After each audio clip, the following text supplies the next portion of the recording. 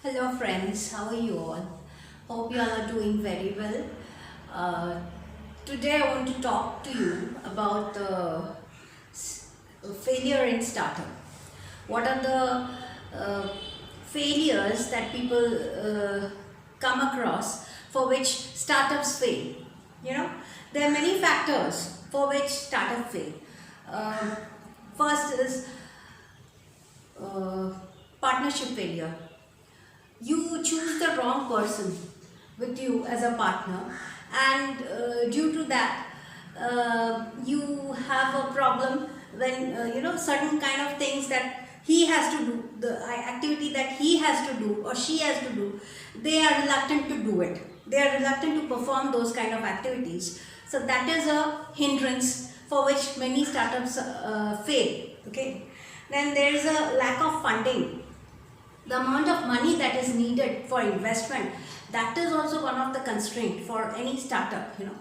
So what people do when they start with a new company, they go to the bank to ask for loan and all. So okay, when you give your project report, and once they give the clearance for your project report, they'll sanction you the loan.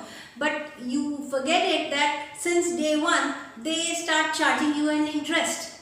They will say that from 6 months from taking the loan, you have a gestation period, but that is not there. There is no gestation period. So never go for bank loans when you are a startup.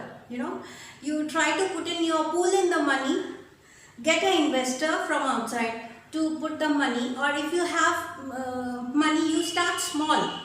You have less money, you start small, then you scale it up. Generally it is seen that within 5 years of a startup, it fails.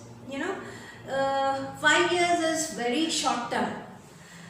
When you start a business, you will come across many constraints, many bottlenecks you have to come across, you will face. Before starting that, you will never think of those things. Well, those kind of problem can arise also. You will never even think of it, or you will not even know that such kind of problems may come for you. Then there is innovation, lack of innovation. People who are into the startup thing, they don't do their homework very well. Most of them. I'm not talking everyone. I'm saying most of them.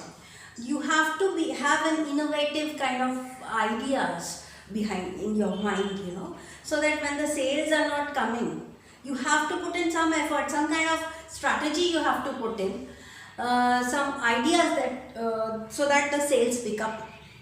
So many, and I just gave you an example.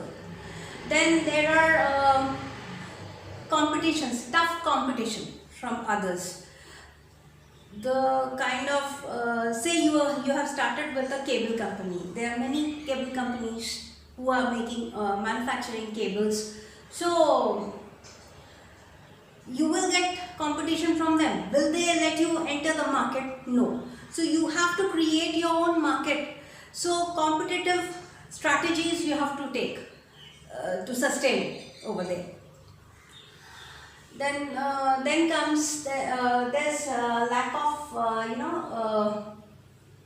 pricing failure, cost and pricing.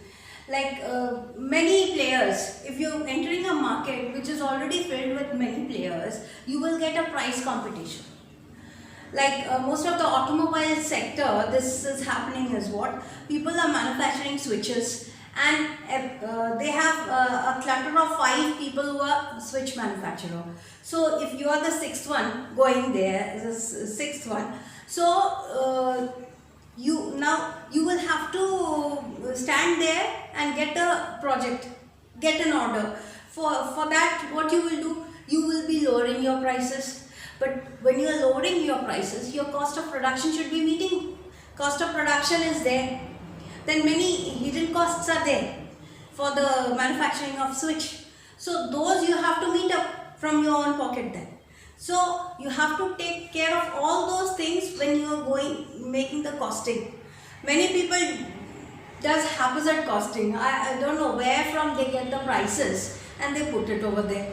And then there's a competition, because the procurer who is there, who is going to take the switches from you, he will say that you have to match with this price. Say X is the price of a switch. So you have to match with